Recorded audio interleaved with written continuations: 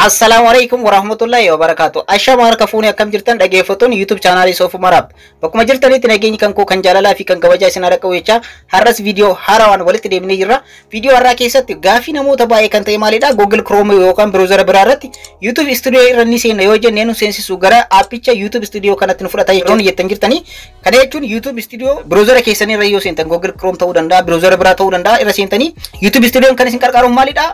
Channel keessan edit gochuudhaaf information bal'aa argachuudhaaf waa'ee YouTube keessanii akkanumallee settingiiwwan adda addaa YouTube channel keessan irratti argamu sirreeffachuudhaaf warroonni monetization taatan guyyaa guyyaatti kafaltiin isiniif raawwatamu YouTube irraa haggam akka argattan bakka itti ilaaltanidha. YouTube Studio baay'ee tokko barbaachisaadha.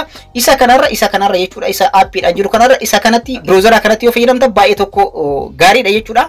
So namoonni baay'ee maalidha browser irratti YouTube Studio irra ni seenna yoo jennu gara appicha kanaatti nu fudhataa jettan. Fakkeenyaaf asirra dhuftanii desktop site keessan yoo sirreessitanii asirratti akkuma desktop site kana yoo ibsitanii YouTube keessan irra seentan asirratti icon YouTube keessanii kanarratti click yoo gootan ergasii immoo YouTube Studio kajettu kanarra click yoo gootan jechuudha gara appichaatti isin fudhata. Akkuma asirratti argartan gara appiitti na fudhachaa jira jechuudha. Keenyaaf asirratti argartanii gara appichaatti na fudhatee jechuudha. Appii irra na fudhatee so isa kana akkamitti sirreeffachuu akka dandeessan step lama isinitti agarsiisa. Karaa lamaan isinitti agarsiisa. Karaa lamaaniin iyyuu sirreeffachuu ni dandeessanii tokko tokkoon isinitti agarsiisa. Hanga dhuma viidiyoo kanaatti na wajjin turaadha. Wanta kana hambifachuu sirreeffachuu ni dandeessanii step salphaabaa karaa lamaan sirreessuu ni dandeessanii tokko tokkoon isinitti agarsiisa. Warroonni YouTube channel kanaaf haaraa taatan subscribe godhuudhaan gara maatiiwwan keenyaatti dabalamaadha. Akkanumallee mallattoo notification isaan all irra godhaadha. Yeroo hunda viidiyoowwan mimmiidhagoo fi babbareedoo barumsa of keessaa qaban yeroo hunda keessoo akka isin dhaqqabuuf maatiiwwan chaanalichaa viidiyoo kana like share gochuudhaan eegalaadha. Amma gara barnoota keenyaatti yeroo ceenu browser kamittuu yeroo fayyadamtan browser kamiyyuu keessan seentu. Ergasii immoo desktop site keessan yeroo hundayyuu bilbilatti warroonni fayyadamtan akka warroota laptoppiitti fayyadamu qixxeedhamuudha desktop site kan ibsuun dagatinaadha. Ergasii immoo YouTube keessan seentu.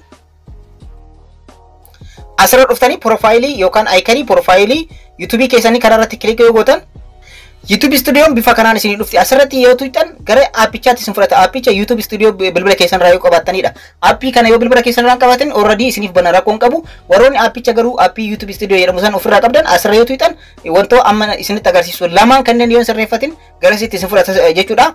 Wanta kana sirreeffachuudhaaf karaa lamatu jira. Tokkoffaa asuma irratti YouTube Studio kan jettu kanarratti qaqqabdan. Sirriitti qaqqabdanii ergasii immoo open in a new tab in group kan jettu kanarratti click gootan. Ergasii daka kanatti icon dhuftu kana kan amma ishee marfamtetti aantee dhuftu kana jechuudha. Ishee marfamtetti aantee dhuftu kana bakka nama isinitti agarsiisaa jiru kana kan mallattoo YouTube fakkaatu kanarratti click gootan. Akkuma argattan gara YouTube Studiotti seenee jira jechuudha. Akkuma argattan YouTube Studio keessa jira information hundayyuu argachuu ni danda'a. Egaa wanta hundayyuu as keessatti argachuu ni danda'a. Bakka namatti argamu YouTube Studio dha jechuudha. Haala kanaan seenuu ni dandeessan. Karaan tokkoffaan karaa kanaadha. As keessatti settingiiwwan hunduu ni argamu. Wantoota barbaadan as keessatti manage gochuu wantoota information hunda ilaaluu ni dandeessu jechuudha. Karaan tokkoffaan isa kanaadha. Karaa lammaffaa immoo isinitti agarsiisu. Karaa lammaffaa immoo appii YouTube Studio jettu kanarratti wanta sirreeffattantu jira. Wanti sirreeffattan illee maalidha? Asuma irratti appii kanarratti click gootan.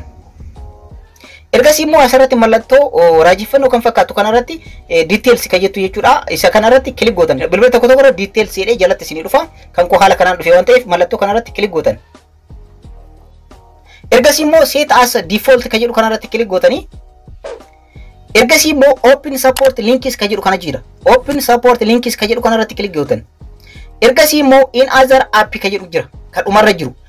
Bilbila tokko tokko irratti immoo jala kanarratti don't open this app kan jedhutu isin dhufa. Kan koo immoo in other app kan jedhutu dhufa.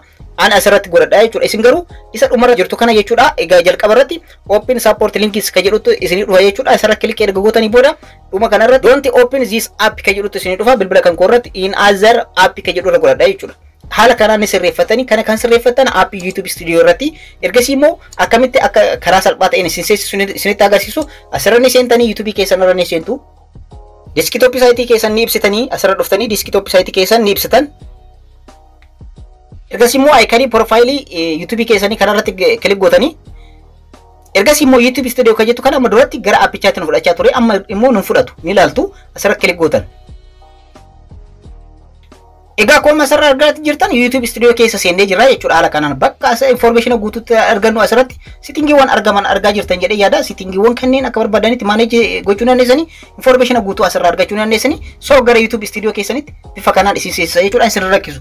Karaa kanneen lamaan sirreeffatanii kanneen lamaan keessaa tokkotti yoo fayyadamtan salphaamatti YouTube studio browser keessanii irratti Google Chrome ta'uu danda'a browser kamiyyuu irra seenuu dandeessanii haala kanaan sirreeffachuudhaan itti fayyadamaadha. Barnoota kan koo kanarraa asirratti xumuree jira. Warroonni hanga ammaatti na hordoftan hundi keessanuu baay'ee tokko galatoomaadha. Warroonni YouTube channel kanaaf haaraa taatan immoo subscribe godhuudhaan gara maatiiwwan keenyaatti dabalamaadha. Mallattoo notification illee ol irra godhaadha. Yeroo hunda viidiyoo haarawaa barnoota of keessaa qaban ciccimoo ta'an akka isin dhaqqabuuf jechuudha. Viidiyoo kana hundi keessanuu like share gochuun dagatanaadha. Yeroo biraa viidiyoo biraatti walitti deebina. Waraabulaa.